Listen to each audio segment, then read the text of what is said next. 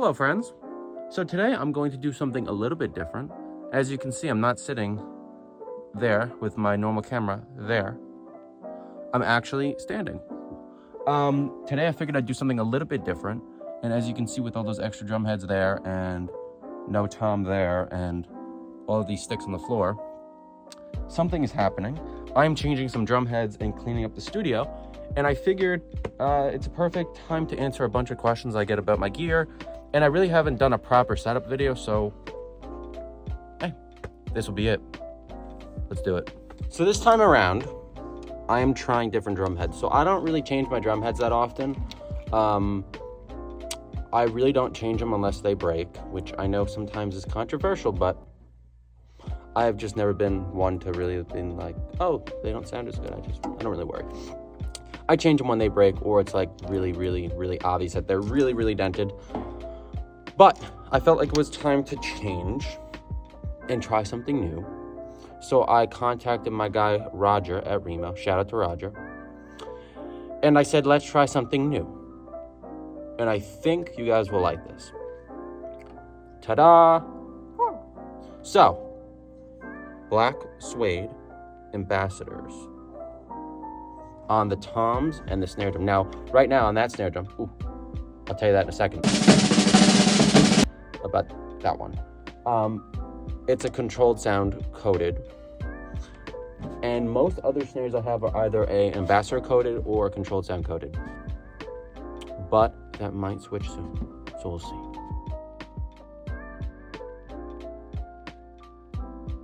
So, I did my 13-inch rack tom, which is right here. I love these heads. They look so cool. Here on the bottom, black on top. A little different. They sound really good too. Obviously, this isn't on the drum set, but there's like 3 snares behind the phone, so that's why there's some snare plays. But trust me, it sounds really good. And I'm really not picky. So I figured while I changed the drum head on my 16-inch floor tom, I would talk about how I tune my drums, since everybody always asks, how do I tune my drums? What do I do? All kind of stuff. So for a while when I was younger, I was really, really, really picky. And when I first learned how to tune, I was like, oh, every lug needs to be perfect. And if not, I'm gonna go crazy and spend 4 hours tuning and no. And I just got sick of sitting down here and wasting time and worrying about those things. And obviously I think there's a time and place for that. And I think in certain situations it's an important thing, especially like if you're doing an important recording session, or if I'm doing something that is more substantial than an Instagram or YouTube video. But at the end of the day, I realized that a lot of my favorite drummers, their drums weren't perfectly in tune.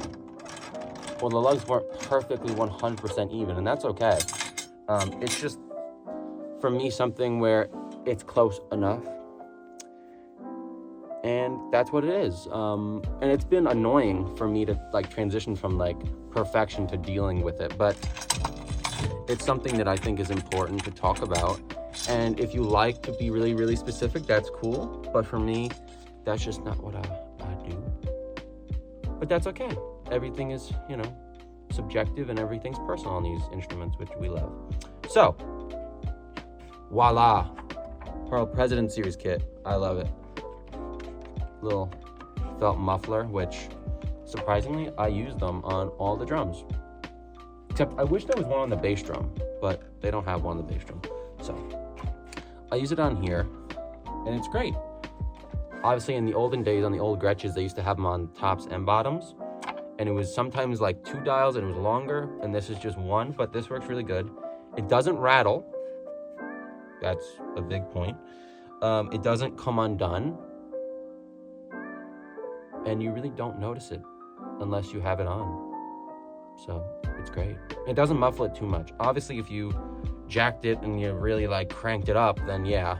But it keeps the heads nice and open and warm, but not too, ringy. So, you will see when I pop this head on how I tune my floor tom. And this basically goes for every other drum. So I just put it on, like so. And if I could find my drum key, oh, there we go, that'd be great. And first, I just finger tighten all the lugs. So I do not, or tension rods, I should say, into lugs. I just go finger tight, just where it starts to, the top of the tension rod hits that washer on every single one. I think you can see it, kind of. And I just go finger tight at first on every single one.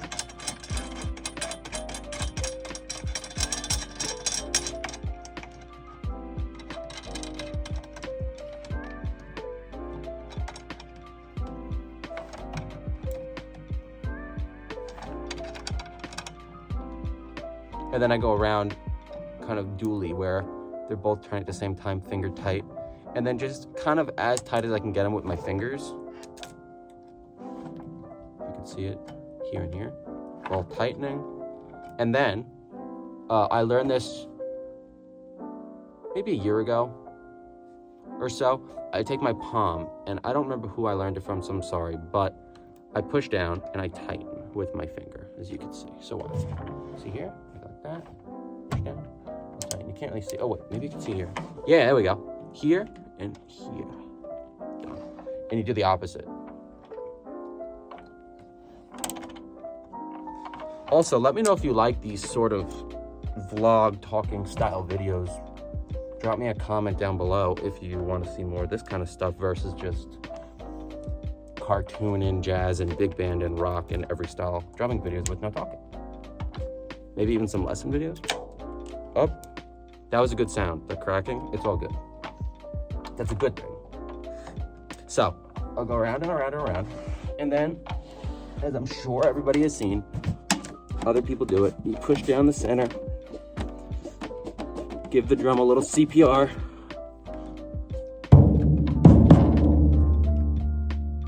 Whoa. And I tighten more. Around. And then what I'm gonna do is I'm gonna pick a lug, go across, then next to it, across, then next to that one, and across, then next to that one, and across. Around and around and around.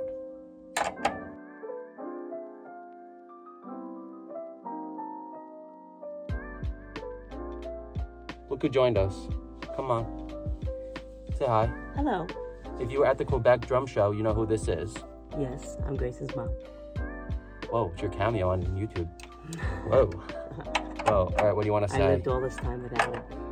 I like the blackheads, but I want to hear what they sound like. Oh, well, you will hear at the end. The tom is done. That tom. Needs a little work. That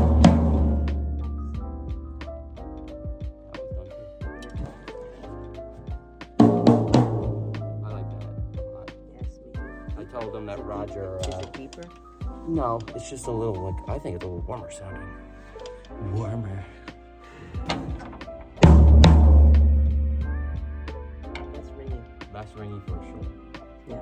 I told them that Roger hooked us up with these and Nice. that whole thing. I like the way they look, that's for sure. Yep. Nice. All right. You put one on the snare? That snare drum, maybe. I might leave that head on. That's a controlled sound coded right now with a dot. And what happens to the bass drum? I have the bass drum heads upstairs, which are pinstripe snare. Oh. Shout out to Stuart Copeland for that idea. All right. I'm going. Say goodbye. Goodbye. Bye. Bye. Whoa, that sounds good.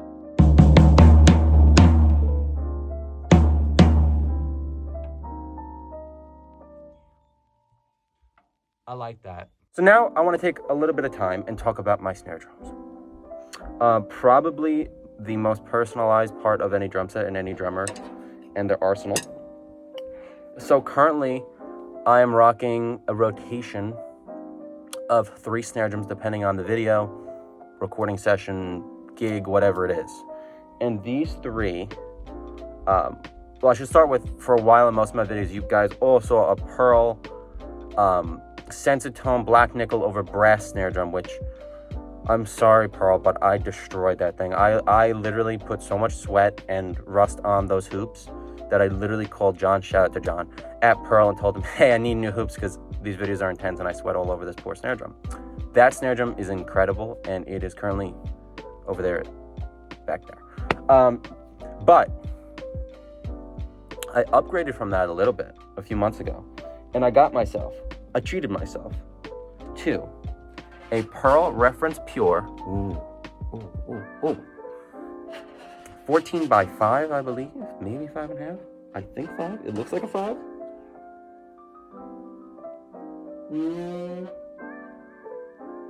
Yeah, 14 by 5. Reference Pure snare drum.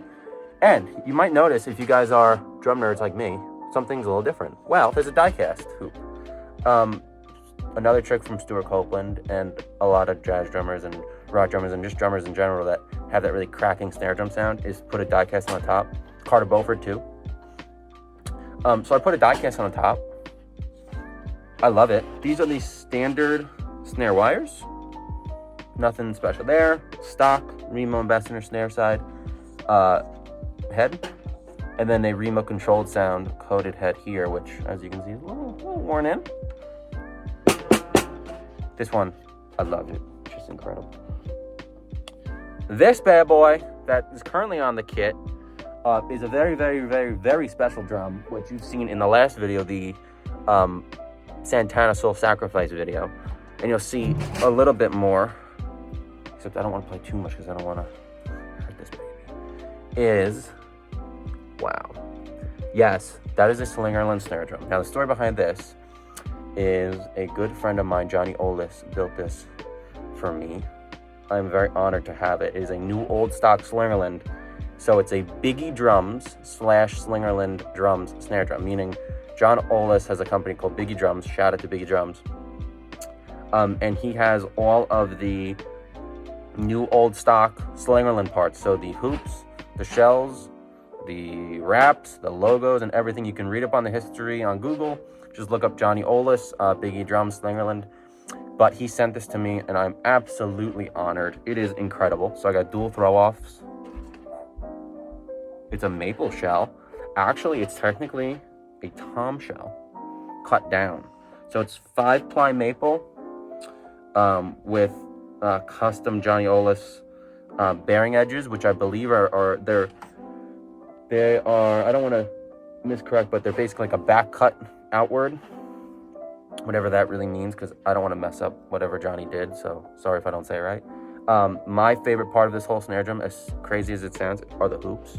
The stick saver hoops where they curl in. I love those. And I noticed no matter how high I crank this thing, it sounds so woody and deep, which I love. And on top of these snare drums, and I will show you the third snare drum I have sitting here in a second, I have topped these amazing lug locks by Rock Locks USA. Shout out to them. They are the best I've ever tried. And I've tried a lot. I've tried the classic little square ones that a bunch of companies make. I've tried these little red ones before. They were all good, but these worked the greatest. And it was based on a recommendation by my friend Joe Slabby, who's Danny Carey's drum tech. I asked him, I said, what are the best of the best lug locks you can recommend? Because if you know how I play, I hit really hard. And he's like, Rock Locks USA. I reached out to them. They are incredible. I highly, highly, highly suggest you go on rocklocks.usa.com, I think it is, or their Instagram or whatever, and pick up some packs. It is definitely worth it. Pedals, right now I'm rocking the Pearl Eliminator Redline, which I absolutely love. Obviously, double pedal for when I need it. And then the two-legged hi-hat stand, which I love as well. And for everybody asking, that's just the standard quick clutch that comes with it. It's incredible. I love it. And yeah, I've tried a bunch of their pedals. This is probably my favorite, along with the Demon Drives. But I currently do not have a pair of the Demon Drives. I need to get some. But yeah, standard black cams. I mess around with spring tension a little bit, but not really. Yeah, that's my pedals. Okay, So when it comes to cymbals, of course, all Meinl cymbals, absolutely in love with Meinl cymbals. From my far right, this is a, unfortunately cracked, 20-inch Foundry Reserve Light Ride. It sounds amazing, even cracked, which is a testament to how good Meinl are. This is actually a really funny story about this cymbal. This is a 20-inch jazz medium ride. And the story behind that is a few weeks ago, I did a masterclass and filmed a bunch of videos at Memphis Drum Shop.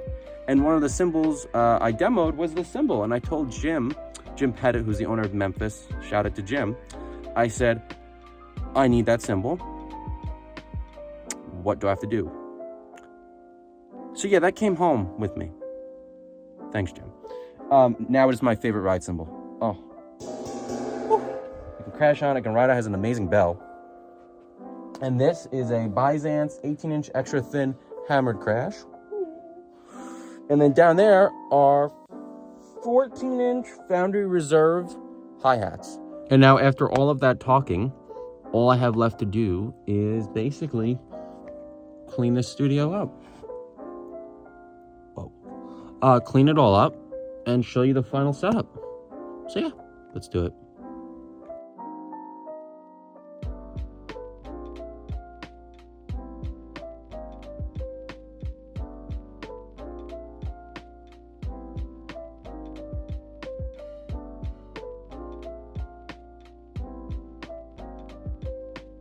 So that's it. Little fall November cleaning day. It's a rainy day here, so it was perfect time for it. Just gotta put those extra heads away, and yeah, kit's all set up. I'm gonna make a nice video on it now, and let me know down in the comments below if you guys want to see more talkative vlog type videos from me. It was really fun to make, something different. Hopefully you enjoyed it, and yeah, let me know. See you guys soon. Bye.